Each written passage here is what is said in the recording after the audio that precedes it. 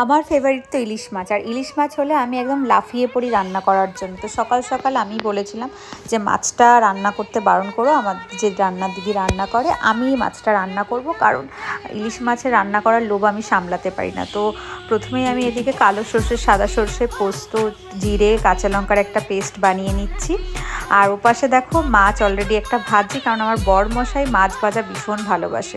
তো মাছে নুন হলুদ মাখিয়ে নিয়ে ওই যে পেস্টটা করেছিলাম আর একটু সামান্য টক দই দিয়েছিলাম, দিয়ে সর্ষের তেল দিয়ে ভালো করে ম্যারিনেট করেছি।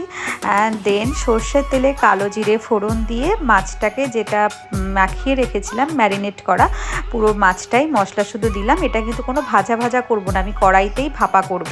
আমি বাটিতে ভাপা করাটা পছন্দ করি না, কারণ ওটাতে ভীষণ বেশি মানে সর্ষের ফ্লেভার ঝাঁজে আমার নাক জ্বালা করে, আমি খেতেই পারি না। তো আমি এইভাবেই করি। তোমরা কারা কারা আমার মতোই সর্ষে ইলিশ রান্না করো অবশ্যই জানাতে ভুলো না। অবশ্যই